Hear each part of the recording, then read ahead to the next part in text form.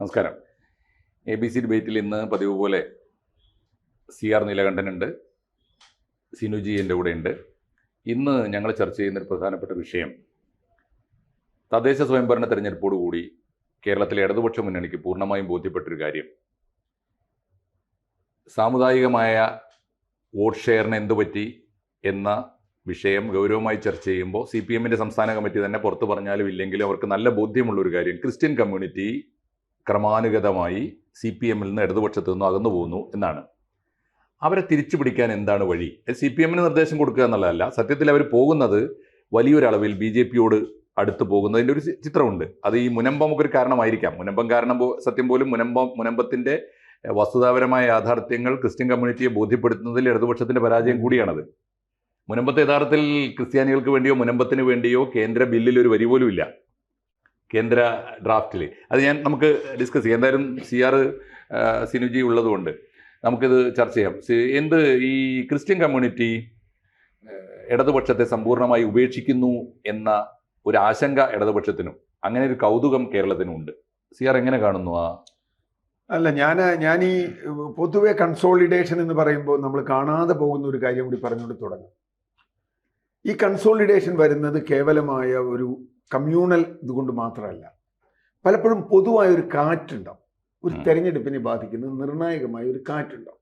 ഇപ്പം നമ്മൾ 2019-24 ലോക്സഭാ തെരഞ്ഞെടുപ്പിൽ ആ കാറ്റ് കണ്ടു. അതുപോലെ 2021 നിയമസഭാ തെരഞ്ഞെടുപ്പിലും ആ കാറ്റ് ഇടതുപക്ഷത്തിന് അനുകൂലമായി കണ്ടു.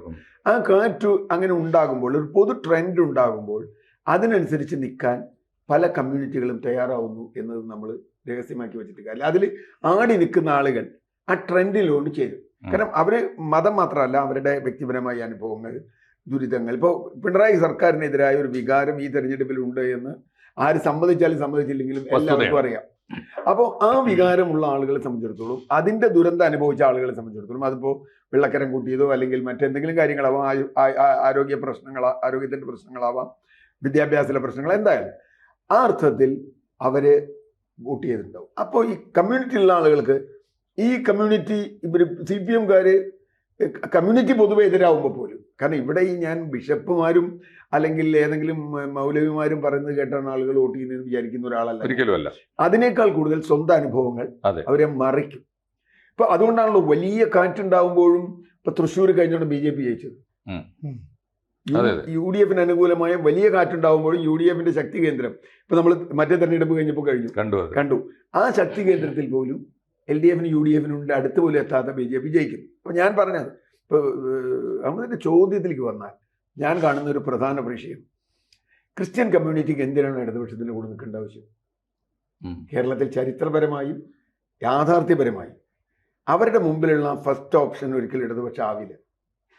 അത് പരമ്പരാഗതമായി ഇപ്പോൾ ഇടതുപക്ഷം വലിയ വിജയം നേടുമ്പോഴും വലിയൊരു ക്രിസ്ത്യൻ വോട്ട് UDF-ന്റെ ഒപ്പം കോൺഗ്രസിൻ്റെയും കേരള കോൺഗ്രസിൻ്റെ ഒപ്പം അപ്പോഴും ഉണ്ട്. അതിൽ മാണി കേരള കോൺഗ്രസ് കുറച്ച് പോയിട്ടുണ്ട്, ആ ഡിവിഷൻ ഉണ്ടായിട്ടുണ്ട് എന്നുള്ളത് ഒഴിച്ചാൽ ഞാൻ കാണുന്നത് ഇപ്പോൾ തോറ്റ തെരഞ്ഞെടുപ്പുകളിൽ പോലും അവർക്ക് പൂർണ്ണമായും ക്രിസ്ത്യൻ മേഖല, പ്രത്യേകിച്ചും മധ്യ തിരുവിതാംകൂറിൽ, തൃശ്ശൂരിൽ, എറണാകുളത്ത്, ഇതാണല്ലോ 3 ഈ ക്രിസ്ത്യൻ മേഖലകളിൽ അവർക്ക് നല്ലൊരു വോട്ട് ഉണ്ടായിട്ടുണ്ട്. പിന്നെ മാർജിനൽ ഷിഫ്റ്റാണ് നമ്മൾ ഈ പറയുന്ന കൺസോളിഡേഷൻ എന്ന് പറയുന്നത്. ആ കൺസോളിഡേഷനിൽ യഥാർത്ഥത്തിൽ ഇടതുപക്ഷത്തിനോട് അനുകൂലമായ ഒരു കൺസോളിഡേഷൻ 21 നിയമസഭയിൽ ഉണ്ടായി. അതിന് കാരണം വളരെ കൃത്യമായി രണ്ടാം മുസ്ലിം ഉപമുഖ്യമന്ത്രി വരുന്നു എന്നൊരു വാദം കേരളത്തിലുണ്ടായിരുന്നു. അത് ശ്രദ്ധിച്ചറിയാം. ഈ വാദമാണ് ഞാൻ തെരഞ്ഞെടുപ്പ് പ്രചരണത്തിൽ മുഴുവൻ, പ്രത്യേകിച്ചും തൃശ്ശൂരിന് തെക്കോട്ട്, കൊല്ലത്തിന് വടക്കോട്ട് ഏറ്റവും കൂടുതൽ LDF ഉന്നയിച്ച ഒരു കാര്യം, കുഞ്ഞാലിക്കുട്ടി ഉപമുഖ്യമന്ത്രിയാവുന്നുള്ളത്, ചിലപ്പോൾ മുഖ്യമന്ത്രി പോലും ആയേക്കും എന്നൊരു പ്രചാരം വന്നതോടുകൂടി ഒരു ഇസ്ലാമോഫോബിയ വളരെ നന്നായി ക്രിസ്ത്യൻസിൻ്റെ ഇടയിൽ വന്നു. പക്ഷെ അത് യഥാർത്ഥത്തിൽ LDF-ന് ദീർഘകാലം പിടിച്ചു നിർത്താൻ പറ്റില്ല. അതിന് പല കാരണങ്ങളുണ്ട്. ഒന്ന്, LDF-നെതിരായ പൊതുവികാരം ഉണ്ടാകുമ്പോൾ, ഇപ്പോൾ ഏത് ബിഷപ്പ് പറഞ്ഞാലും എനിക്ക് ദുരിതം ഉണ്ടായാൽ എനിക്കുള്ള ആളുകൾക്ക് വോട്ട് ചെയ്യുള്ളൂ, അതൊരു പ്രശ്നം. അങ്ങനെ രണ്ടാമത്തെ വിഷയം, ഇപ്പോൾ മുനമ്പം പറഞ്ഞു. മുനമ്പം പോലൊരു വിഷയം വന്നു കഴിഞ്ഞപ്പോൾ ഇടതുപക്ഷത്തെ സംബന്ധിച്ചിടത്തോളം അവർ മുതലെടുക്കാനാണ് നോക്കിയത്. അത് പ്രശ്നം പരിഹരിക്കാനല്ല. ഇപ്പോൾ BJP വോട്ട് പിടിക്കുകയോ, ഒരു ഭരണകൂടം ഒരിക്കലും അങ്ങനെയല്ല ഒരു പ്രശ്നത്തെ നീതിയുടെ ഭാഗത്തുനിന്ന് കാണണം. ഇതാണ് നീതി, ഞങ്ങൾ ഈ നീതിയുടെ ഒപ്പം നിൽക്കുന്നു എന്ന് പറയാതെ ഇത് ഈ മുസ്ലിം ക്രിസ്ത്യൻ വിഷയമാക്കി ട്വിസ്റ്റ് ചെയ്തു എന്നുള്ളതാണ് ഒരു ഭരണകൂടം ചെയ്ത തെറ്റ്. Yes. അത് ചെയ്യാൻ പാടില്ല. ഭരണകൂടത്തിന്റെ ഭാഗത്ത് നിന്ന് ഇപ്പോൾ ഒരു ഇലക്ഷൻ തോൽക്കാം ജയിക്കാം, പണ്ട് EMS പറഞ്ഞ പോലെ തോൽക്കുകയും ജയിക്കുകയൊക്കെ ചെയ്തിട്ടുണ്ട്. പക്ഷേ നിങ്ങൾ ചെയ്യേണ്ടത് എന്താ? ഒരു ഭരണകൂടം അവർ നീതിക്കൊപ്പം നിന്നോ എന്നതാണ് അടിസ്ഥാനപരമായ ചോദ്യം. ഈ ഭരണകൂടം നിന്നില്ല എന്നാൽ അവർ അതിനുള്ള ആക്ഷൻ എടുത്തില്ല. അതെ, അതിനുള്ള ആക്ഷൻ മുമ്പോട്ട് പോകണ്ടേ? ഞങ്ങൾ അത് ചെയ്യും, ഇത് ചെയ്യും, നിയമപരം മറ്റത് മറിച്ചത് എന്നൊക്കെ പറഞ്ഞിട്ട് കാര്യമില്ല. ആക്ഷൻ എടുത്തില്ല. അതിലുണ്ടായ കൺഫ്യൂഷനാണ് മുനമ്പത്തുണ്ടായത്. ഞാനത് മുനമ്പം വേറൊരു വിഷയമാണ്. എനിക്ക് തോന്നുന്നത് ക്രിസ്ത്യൻ ബെൽറ്റുമായി ബന്ധപ്പെട്ട് മുനമ്പം വേറെ കാണണം. ഇപ്പം നമ്മൾ പരമ്പരാഗതമായി പറയുന്ന അപ്പർ കാസ്റ്റ് ക്രിസ്ത്യൻ ആ മേഖലയാണ്. അപ്പർ കാസ്റ്റ് എന്ന് തന്നെ പറയേണ്ടി വരും. കാരണം ആർസയും മാർത്തോമയും ഓർത്തഡോക്സും ബാവായും ഒക്കെ ഉണ്ട്. ലാറ്റിൻ കാത്തലിക്കോ അല്ലെങ്കിൽ CSI അതുപോലെയുള്ള ആളുകളല്ല ഞാൻ പറയുന്നത്. അപ്പൊ ആ ക്രിസ്ത്യൻ്റെ ഇടയിൽ എപ്പോഴും ഒരു സവർണ ബോധമുണ്ട്. അത് വളരെ കൃത്യമാണ്. അവര് ഒരിക്കലും അങ്ങനെ ഒരു ഇടതുപക്ഷത്തിന് വേണ്ടി വോട്ട് ചെയ്യേണ്ട ഒരു സ്ഥിതി അവർക്കില്ല. ഈ പറഞ്ഞ ചില ട്രെൻഡ് ഇല്ലെങ്കിൽ. മറ്റൊരു കാര്യം BJPയിലേക്ക് ഞാൻ വിചാരിക്കുന്നത് ഇപ്പോഴും ക്രിസ്ത്യൻ വോട്ടിൽ വലിയൊരു ഷിഫ്റ്റ് ഒന്നും BJPയിലേക്ക് പോയിട്ടില്ല. കാരണം ഈവൻ 2024 ഷിഫ്റ്റ് പോലും ഇപ്പൊ ഇല്ല. ആരോ പറഞ്ഞ മാതിരി BJPക്ക് വോട്ട് കുറഞ്ഞു എന്നാണ്. അത് വോട്ട് കുറഞ്ഞു, കേരളത്തിൽ വോട്ട് കുറഞ്ഞിട്ടുണ്ട്. CR പറഞ്ഞു വരുന്നത് ബേസിക്കായിട്ട് CRന്റെ ഒരു പോയിന്റ്, ക്രിസ്ത്യൻ കമ്മ്യൂണിറ്റിക്ക് എന്തിനാണ് ഇടതുപക്ഷം? ക്രിസ്ത്യൻ കമ്മ്യൂണിറ്റിയുടെ വെൽഫെയറിന്, അവരുടെ സാമൂഹ്യ സുരക്ഷയ്ക്ക്, അവരുടെ സാമുദായിക താല്പര്യങ്ങൾക്ക് ഇടതുപക്ഷം വേണ്ടല്ലോ എന്നൊരു കാഴ്ചപ്പാടാണ് CR മുന്നോട്ട് വെക്കുന്നത്. സിനിജിയോട് ഞാൻ ചോദിക്കുന്നത്, ഇടതുപക്ഷത്തെ ക്രിസ്ത്യാനികൾക്ക് വേണ്ടെങ്കിൽ പുതിയ സാഹചര്യത്തിൽ ഇന്ത്യയിൽ നടത്തേണ്ട ഒരു വലിയ രാഷ്ട്രീയ പോരാട്ടത്തിൻ്റെ ഭാഗമായി, പ്രത്യേകിച്ച് നരേന്ദ്രമോദി നാട് ഭരിക്കുന്ന ഒരു ഇന്ത്യയിൽ ക്രിസ്ത്യൻ കമ്മ്യൂണിറ്റി ഉൾപ്പെടെയുള്ള ന്യൂനപക്ഷങ്ങളെ, മുസ്ലിങ്ങളെ മാത്രമല്ലല്ലോ, ക്രിസ്ത്യാനികളെ കൂടെ നിർത്താൻ ഇടതുപക്ഷത്തിന് സാധിക്കണ്ടേ? അല്ല, ഇവിടുത്തെ പ്രശ്നം എന്ന് പറഞ്ഞാൽ ഈ കാലാകാലങ്ങളിൽ ക്രൈസ്തവ വോട്ടുകൾ എപ്പോഴും ചെന്ന് നിൽക്കുന്നത് UDFിലായിരുന്നു. കേരളത്തിലെ കാര്യം എടുത്താൽ അന്ന് അവിടെ നയിക്കാൻ ഒരു ഉമ്മൻചാണ്ടി ഉണ്ടായിരുന്നു, ഇപ്പുറത്തെ ഒരു KM മാണി ഉണ്ടായിരുന്നു. ഈ രണ്ടുപേരും കൃത്യമായിട്ട് ക്രിസ്ത്യൻ വോട്ടുകളെ പിടിച്ചു നിർത്താൻ അരമരകളിലും മെത്രാന്മാരെടുത്ത് പോയി സന്ദർശിച്ചിട്ട് ഇത് കൃത്യമായി ബാലൻസ് ചെയ്ത് പോയിക്കൊണ്ടിരുന്നു. ഉമ്മൻചാണ്ടിയുടെ കാലം കഴിയുന്നു, അതോടുകൂടി KM മാണി ഏതാണ്ട് അപ്രസക്തനായി മാറിക്കൊണ്ടിരിക്കുന്ന സമയത്തോടുകൂടി ഈ ക്രിസ്തീയ വോട്ടുകളെ ഏകീകരിക്കാൻ കഴിയുന്നില്ല. പ്രത്യേകിച്ച് ഇപ്പോൾ കോട്ടയം ഉൾപ്പെടുന്ന കോട്ടയം, ഇടുക്കി അല്ലെ എറണാകുളം മേഖലകളിലൊക്കെ ഈ പ്രശ്നം ഉണ്ടായിരുന്നു. ഈ പ്രശ്നത്തെ മറികടക്കാൻ കഴിയുന്ന രീതിയിൽ ഈ BJP ചില നീക്കങ്ങൾ നടത്തി. അതായത് കേരള കോൺഗ്രസ് മാണിയെ BJP പക്ഷത്തേക്ക് എത്തിക്കാനായിട്ട് ചില നീക്കങ്ങൾ നടത്തി. എവിടെയോ അത് തട്ടിത്തെറിച്ചു പോവുകയും ചെയ്തു. പക്ഷേ എങ്കിലും BJP ചെയ്തത് ഇപ്പോൾ അൽഫോൺസ് കണ്ണന്താനത്തെ പോലെ അല്ലെ ജോർജ് കുര്യനെ പോലെയുള്ള ആളുകളെ തെരഞ്ഞു പിടിച്ചിട്ട് മന്ത്രിയാക്കിക്കൊണ്ട് ഞങ്ങൾ നിങ്ങളുടെ കൂടെ നിൽക്കുന്നു എന്ന് പറയുന്നത്. അപ്പം ഈ പറയുന്ന മുസ്ലിം അല്ലെങ്കിൽ ഈ പറയുന്ന ന്യൂനപക്ഷ സംരക്ഷകർ എന്ന രീതിയിൽ LDF അവരോട് കൂടുതൽ അടുത്തപ്പോൾ ഇനി ഞങ്ങൾ അവരുമായിട്ട് കൂട്ടില്ല. എന്നാൽ കോൺഗ്രസിൻ്റെ കൂടെ നിൽക്കാനും മാത്രമല്ല ഞങ്ങളെ ചേർത്ത് പിടിക്കാൻ പറ്റിയ നേതാക്കളില്ലെന്ന് അവർ തിരിച്ചറിഞ്ഞു. എങ്കിൽ പിന്നെ BJPയുടെ പക്ഷത്തേക്കൊന്ന് തിരിഞ്ഞാലോ ആലോചിച്ചു. പക്ഷേ ഒറ്റപ്പെട്ട സംസ്ഥാനങ്ങൾ നോർത്ത് ഇന്ത്യയിൽ ഉണ്ടായപ്പോൾ, കന്യാസ്ത്രീകൾക്ക് നേരെ, പള്ളിയിലച്ചന്മാർക്ക് നേരെ ഉണ്ടായപ്പോൾ അവർക്ക് ഒന്നുകൂടി ഒരു കൺഫ്യൂഷൻ ഉണ്ടായി. ഈ കൺഫ്യൂഷനെ മാറ്റാൻ BJP പരമാവധി ശ്രമങ്ങൾ കേരളത്തിൽ നടത്തി. സുരേഷ് ഗോപിക്ക് വോട്ട് കിട്ടിയത് വലിയൊരു ശതമാനം ക്രൈസ്തവരുടെ ആണെന്നുള്ള സംശയം. ഇത്തവണത്തെ തദ്ദേശ തെരഞ്ഞെടുപ്പിൽ കാൻഡിഡേറ്റ് എണ്ണം വന്നപ്പോൾ 1900 കാൻഡിഡേറ്റിനെയാണ് ക്രൈസ്തവ സമുദായത്തിൽ നിന്ന് BJP അവതരിപ്പിച്ചത്. എത്ര പേര് ജയിച്ചു എന്നല്ല, ക്രൈസ്തവ സമുദായത്തിൽപ്പെട്ടവർ BJPക്ക് വേണ്ടി മത്സരിക്കാൻ തയ്യാറായി എന്ന് പറയുന്ന ഒരു മാറ്റത്തിന്റെ സൂചനയാണ്. അതിനെ എങ്ങനെ ഫലപ്രദമായിട്ട് BJP ഉപയോഗപ്പെടുത്തുന്നു എന്നതിനനുസരിച്ചായിരിക്കും ആ ക്രൈസ്തവ വോട്ടുകളെ കൂടെ നിർത്താൻ പറ്റുക. ഈ സാഹചര്യത്തിലാണ് ഈ വിഷയത്തിന്റെ രണ്ടാം ഭാഗം നമ്മൾ ചർച്ച ചെയ്യേണ്ടത്. BJP ക്രിസ്ത്യാനികളെ കൂടെ നിർത്താൻ വേണ്ടി നടത്തുന്ന പാർലമെന്ററി ആയിട്ടുള്ള ഏറ്റവും നല്ല മാർഗ്ഗമാണ് മാക്സിമം കാൻഡിഡേറ്റ്സിനെ വെച്ച് പ്ലേസ് ചെയ്യുക എന്നുള്ളത്. അങ്ങനെയാണെങ്കിൽ ഇടതുപക്ഷം ഇപ്പോൾ ഈ വരാൻ പോകുന്ന 3-4 മാസമേ ഉള്ളൂ, ഇടതുപക്ഷത്തിന് ക്രിസ്ത്യൻ കമ്മ്യൂണിറ്റിയുടെ ഒരു സ്വാധീനം തിരിച്ചു പിടിക്കണമെന്ന് ആഗ്രഹം ഉണ്ടെങ്കിൽ ചെയ്യേണ്ടത് ഇതേ പാറ്റേൺ ആണ്. അവരുടെ സ്ഥാനാർത്ഥികളുടെ ലിസ്റ്റിൽ ക്രിസ്ത്യൻ പ്രാതിനിധ്യം എന്തുമാത്രമുണ്ട്. ഇപ്പം ഞാൻ മനസ്സിലാക്കുന്ന 9 MLA-മാരാണ് ഇപ്പോൾ CPM-നുള്ളത് കേരളത്തിൽ. തിരുവമ്പാടി ക്രിസ്ത്യൻ കമ്മ്യൂണിറ്റിക്കുള്ളത്. തിരുവമ്പാടിയിൽ ലിൻഡോ ജോസഫ്, വടക്കാഞ്ചേരിയിൽ ഡേവിഡ് ചിറ്റപ്പള്ളി, അതുപോലെ മട്ടാഞ്ചേരിയിൽ മാക്സി, കോതമംഗലത്ത് ആന്റണി ജോൺ, ഏറ്റുമാനൂരിൽ VN വാസവൻ, സജി ചെറിയൻ ചെങ്ങന്നൂര്, ആറന്മുള വീണ ജോർജ്, അരുവിക്കരയിൽ സ്റ്റീഫൻ, നെയ്യാറ്റിൻകരയിൽ ആൻസലൻ. അതിൽ വാസവന്റെ പേര് തെറ്റായിട്ട് വന്നു, ലിസ്റ്റിൽ തെറ്റായിട്ട് വന്നു. ഓക്കെ, അങ്ങനെയാണെങ്കിൽ 8 പേരേ ഉള്ളൂ. ഞാൻ ഓടിച്ചു നോക്കുമ്പോൾ ഈ പേരൊന്നും നോക്കിയിട്ട് ഇപ്പൊ ജാതി തിരിക്കാൻ പറ്റില്ല, നമ്മളത് അന്വേഷിച്ചു പോകും. ഓക്കെ, എനിവേ, എന്തായാലും അങ്ങനെയാണെങ്കിൽ കേരളത്തിലെ മറ്റു സമുദായങ്ങൾക്ക്, പ്രത്യേകിച്ച് നായരാദി സവർണ ഹിന്ദു സമുദായം, നായർക്ക് 10 മന്ത്രിയുണ്ട് സാർ ഇവിടെ. നായന്മാർക്ക് 10 മന്ത്രിയുണ്ട്. ഞാൻ ചോദിക്കുന്നത്, അങ്ങനെയാണെങ്കിൽ അർഹമായ പ്രാതിനിധ്യം ഇവർക്ക് കൊടുത്തുകൊണ്ടല്ലാതെ ക്രിസ്ത്യൻ കമ്മ്യൂണിറ്റിയെ കൂടെ നിർത്താമെന്ന് CPM-ഓ ഇടതുപക്ഷമോ കരുതുന്നതിൽ അർത്ഥമുണ്ടോ? ഞാൻ പറഞ്ഞത് ഇപ്പം അതിലൊരു കാര്യമുണ്ട്. കുറച്ച് കാൻഡിഡേറ്റ്സിനെ കൂടുതൽ നിർത്തിയാൽ കുറച്ചൊരു ഗുണമുണ്ടാവും. അവരുടെ സ്വാധീന മേഖലയിലുള്ള ആളുകൾ വരും. ഇപ്പോൾ വീണ ജോർജ് വന്നത് വീണ ജോർജിൻ്റെ എന്തെങ്കിലും മഹത്വം കൊണ്ടല്ല, ഒരു സഭയുടെ താല്പര്യം തന്നെയായിരുന്നു വീണ ജോർജ് വന്നത്. അത് വളരെ ലളിതമാണ്, അതിൽ വേറൊന്നുമില്ല. അവരുടെ കഴിവൊന്നുള്ള ഒരു മന്ത്രിയല്ല എന്നുള്ളത് ഇപ്പോൾ മനസ്സിലായി, ഒന്നുമല്ല. പക്ഷേ വീണ ജോർജ് അങ്ങനെയാണ് വരിക, അങ്ങനെ ഒരു പ്രത്യേക വിഭാഗം.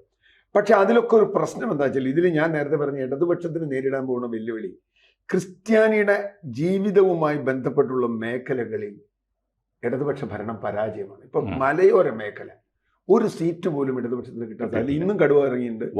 വന്യജീവി വിഷയം, കാർഷിക മേഖലയിലെ വിഷയങ്ങൾ, അവരെ സംബന്ധിച്ചിടത്തോളം അവരുടെ ജീവിതം വെല്ലുവിളിക്കപ്പെടുക. ഒരിക്കൽ ഗാഡ്ഗിൽ ഉപയോഗിച്ചു ഇടതുപക്ഷം, ഇപ്പൊ അതിന്റെ യഥാർത്ഥത്തിൽ കൗണ്ടർ വന്നുകൊണ്ടിരിക്കുക ഇടതുപക്ഷത്തിന്. കാരണം എന്താ വെച്ചാൽ ഇപ്പൊ ജോയ്സ് ജോർജ് ഒന്നും ഇപ്പൊ അവിടെ ഒരു കഥ തന്നെയല്ല. ഇടുക്കിയിൽ ജോയ്സ് ജോർജിനൊന്നും ഒരു ബേസുമില്ല. കാരണം എന്താ വെച്ചാൽ അയാൾ എന്തൊക്കെയോ പറഞ്ഞു, അത് പോയി. ഇന്നിപ്പോൾ അതല്ല പ്രശ്നം. അപ്പൊ ഇന്നിപ്പോ ബിഷപ്പ് പറഞ്ഞാലും ക്രിസ്ത്യൻ കാൻഡിഡേറ്റ് നിന്നാലും വോട്ട് ചെയ്തോളുന്നില്ല. കാരണം അവർക്ക് മറുപടി പറയണ്ടേ.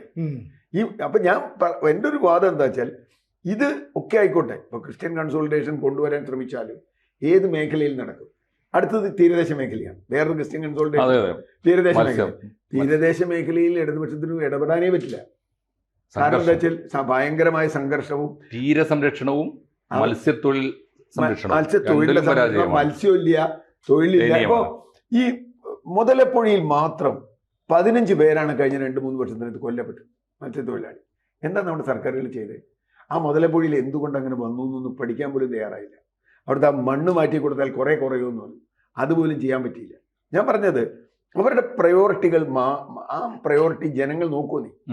ആ ജനങ്ങളെ നോക്കും. ജനങ്ങളുടെ അനുഭവമുണ്ട്. ആ സമയത്ത് സാധാരണ സമുദായ നേതാക്കന്മാർ ചെയ്യുന്ന ഒരു പണി എന്താണെന്നറിയോ? ഈ അനുഭവം ഉണ്ട്, ജനങ്ങൾ ഇങ്ങടെ പോകാൻ നേരത്ത് അവരെ അങ്ങോട്ട് സപ്പോർട്ട് ചെയ്യും. ഇപ്പൊ NSS എക്കാലത്തും എടുത്തിട്ടുള്ള ഒരു തന്ത്രമുണ്ട്. എന്താ വെച്ചാൽ ഏറാണ് ജയിക്കാൻ പോണേ അവരെ അങ്ങ് പിന്താകും.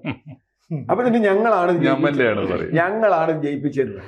അത്തരത്തിലുള്ള സംഗതികൾ ഒഴിച്ചാൽ യഥാർത്ഥത്തിൽ വെള്ളാപ്പള്ളി പിന്താങ്ങി ആരെങ്കിലും കേരളത്തിൽ ജയിച്ചിട്ടുണ്ടോ എന്ന് എനിക്കറിയില്ല ഇതുവരെ. ഒരു കാര്യം കൂടി, ബന്ധപ്പെട്ടവർക്ക് മീൻസ് ആരെങ്കിലും ഒക്കെ ഉത്തരവാദപ്പെട്ടവര് ഇത് ശ്രദ്ധിക്കുമെന്ന പ്രതീക്ഷയിൽ നമുക്ക് പറയാം.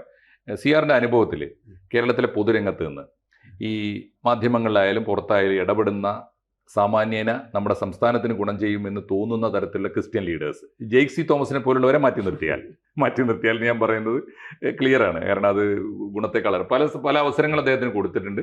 അദ്ദേഹത്തിൻ്റെ പബ്ലിക് അപ്പിയറൻസ് ഒക്കെ തന്നെ ദോഷമാണ് ചെയ്തിട്ടുള്ളതെന്നാണ് എൻ്റെ റീഡിങ്. CRന്റെ അനുഭവത്തിൽ ആരുണ്ട് അങ്ങനെയാണെങ്കിൽ ഇനി പരിഗണിക്കപ്പെടേണ്ടവർ? അല്ല, ക്രിസ്ത്യൻ ലീഡേഴ്സ് യഥാർത്ഥത്തിൽ ക്രിസ്ത്യാനി ആയിക്കൊള്ളണമെന്നില്ല എന്നാണ് ഞാൻ പറയുന്നത്. ആണോ? ചിലപ്പോഴും. ഇപ്പോൾ K. കരുണാകരനുള്ള കാലത്ത് കേരളത്തിലെ ഒരു പ്രത്യേക ഘട്ടം ഒഴിച്ചാൽ കേരളത്തിലെ ക്രിസ്ത്യൻ ലീഡേഴ്സിനെ വളരെ സമർത്ഥമായി മാനിപ്പുലേറ്റ് ചെയ്തു. നായരെ മാനിപ്പുലേറ്റ് ചെയ്തിരുന്നു, ഈഴവരെ മാനിപ്പുലേറ്റ് ചെയ്തിരുന്നു, ക്രിസ്ത്യനെ മാനിപ്പുലേറ്റ് ചെയ്തു. യഥാർത്ഥത്തിൽ പൊളിറ്റിക്കൽ അക്യുമേനാണ് വേണ്ടത്. നിങ്ങളൊരു ക്രിസ്ത്യാനിയെ കൊണ്ടു നിർത്തി ഇയാൾക്ക് വോട്ട് ചെയ്യാമെന്ന്. പിന്നെ ഒറ്റ ഉദാഹരണം പറയാം. കഴിഞ്ഞ 2021 തെരഞ്ഞെടുപ്പിൽ വലിയ തോതിൽ ഇടതുപക്ഷത്തിന് അനുകൂലമായി. ഇടതുപക്ഷത്തിന് തൃശ്ശൂർ നഷ്ടപ്പെട്ട ഒരൊറ്റ സീറ്റാണ്, അത് ചാലക്കുടിയാണ്. എന്താ കാര്യം എന്നറിയാം? ബിഷപ്പിന്റെ കാൻഡിഡേറ്റാന്ന് പറഞ്ഞിട്ട് അവിടെ LDF സ്ഥാനാർത്ഥി നിർത്തിയത്. ഒറ്റ കാരണം കൊണ്ട് തോറ്റു. കാരണം ആ സ്ഥാനാർത്ഥി ഇവിടെ വന്നു എന്ന് പറഞ്ഞപ്പോൾ, ഞാൻ ആളുടെ പേരൊന്നും പറയുന്നില്ല, ഞങ്ങളന്ന് ഈ മറ്റേ കന്യാസ്ത്രീ പീഡനം വിഷയം ചർച്ച ചെയ്യുന്ന ഒരു ഗ്രൂപ്പിലാണ് ഞങ്ങൾ ഇരിക്കുന്നത്. ആ ഗ്രൂപ്പിൽ അച്ഛന്മാരും കാര്യങ്ങളൊക്കെ ഉണ്ട്. ഈ പേര് കേട്ടപ്പോൾ അവിടെ ഇരുന്ന അച്ഛന്മാരെല്ലാവരും പറഞ്ഞു, ഇവനെ നമ്മൾ ശരിയാക്കും. അച്ഛന്മാര് പറഞ്ഞു ഇവനെ നമ്മൾ ശരിയാക്കും. കാരണം എന്താ വെച്ചാൽ ഇവൻ അത്ര വൃത്തിയിട്ടോനാ. ബിഷപ്പ് പറഞ്ഞു വിട്ടു, എന്നാ തോറ്റു. അല്ല, പൊതുവേ ഈ ക്രിസ്ത്യൻ കമ്മ്യൂണിറ്റിയിൽ നിന്ന് റെപ്രസെന്റേഷൻ തന്നെ ഈ പ്രത്യേകിച്ച് CPMന്റെ യുവനിരയിൽ വല്ലാതെ കുറഞ്ഞു എന്നിട്ടില്ലേ? CPMന്റെ യുവനിരയിൽ മിക്കവാറും എല്ലാ റെപ്രസെന്റേഷനും കുറഞ്ഞിട്ടുണ്ട്. കാരണം എന്താ വെച്ചാൽ ജെയിംസ് മാത്യുവിന്റെ ആ ഒരു കാലം കഴിഞ്ഞു. അത് അത്തരത്തിൽ പുതിയ ആളുകൾ വളരെ വളരെ വളരെ കുറവ് തന്നെയാണ്. വളരെ വളരെ കുറവ് തന്നെയാണ്. അതിന് പല കാരണങ്ങളുണ്ട്. എനിക്ക് തോന്നുന്നത് കുറച്ചുകൂടി വിദ്യാഭ്യാസപരമായി അവർ മുമ്പിൽ നിൽക്കുകയും അവർ പുറം രാജ്യത്തേക്ക് പോകാൻ തീരുമാനിക്കുകയും ക്രിസ്ത്യൻ യൂത്തിൽ കാരണം. നേരെ മറിച്ച് കോൺഗ്രസിൽ അതുണ്ട്. കോൺഗ്രസിൽ ഇപ്പോഴും അതുണ്ട്. ഞാൻ കാണുന്ന കൂട്ടത്തിൽ ഈ പബ്ലിക് പെർഫോമൻസിൽ കാണുന്ന ഒന്ന് റെജി ലൂക്കോസ് ഉണ്ട്. റെജി ലൂക്കോസ് ഒന്നും ചാനൽ ചർച്ച. ഞാൻ ഉദാഹരണം പറയാം, ജിൻഡോ ജോൺ പോലെ, അബിൻ വർക്കി, അതുപോലെ കമ്പയർ ചെയ്യാവുന്ന ഒരു ലീഡർ, അവരോട് ലീഡർ കോൺഗ്രസിൽ അല്ലെ CPMൽ ഇല്ല. ക്രിസ്ത്യൻ കമ്മ്യൂണിറ്റി ഇനി ഒറ്റ കാര്യം കൂടെ പറയട്ടെ. ഇപ്പോൾ ഈ സവർണ്ണ ക്രൈസ്തവ സമുദായത്തിന് അപ്പുറത്തേക്ക് ലത്തീൻ സമുദായം ചില അവകാശവാദങ്ങളായിട്ട് ഉന്നയിച്ചു വരും. ഇപ്പം പ്രത്യേകിച്ച് ഈ കോർപ്പറേഷൻ തെരഞ്ഞെടുപ്പ് കഴിഞ്ഞപ്പോൾ, അതായത് തദ്ദേശ ഭരണ തെരഞ്ഞെടുപ്പ് കഴിഞ്ഞപ്പോൾ കൊച്ചിൻ കോർപ്പറേഷനാണ് അവർ പ്രധാനമായിട്ട് ഉന്നയിക്കുന്നത്.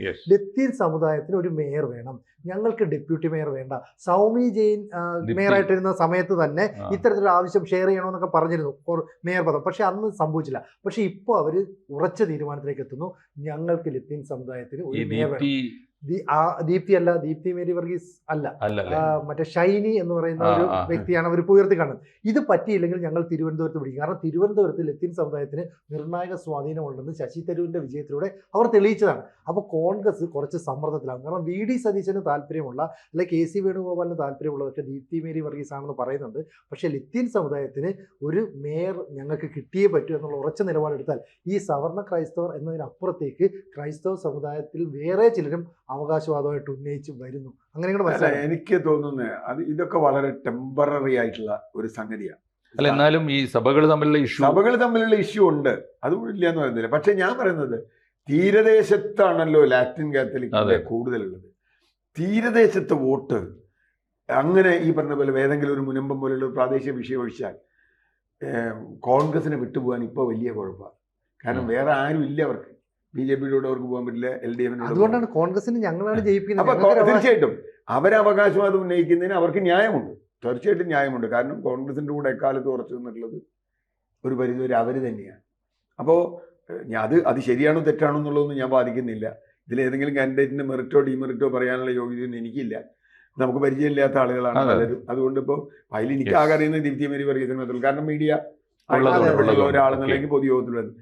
അപ്പം അതുകൊണ്ട് ഞാൻ പറയുന്നത് അത്തരം അവകാശവാദങ്ങൾ ഒക്കെ ഒരു തെരഞ്ഞെടുപ്പിനെ അപ്പുറത്തോ അല്ലെങ്കിൽ ഒരു കാര്യത്തിൽ ബാധിക്കുമെന്നല്ലാതെ അവരുടെ ജീവിതത്തെ ബാധിക്കുന്നത്. ഇപ്പോൾ ഒരു മേയർ വരുന്നേക്കാൾ പ്രധാനമാണ് ചെല്ലാനത്തെ കടലാക്രമണം തടയൽ എന്നാണ് ഞാൻ വിചാരിക്കുന്നത്.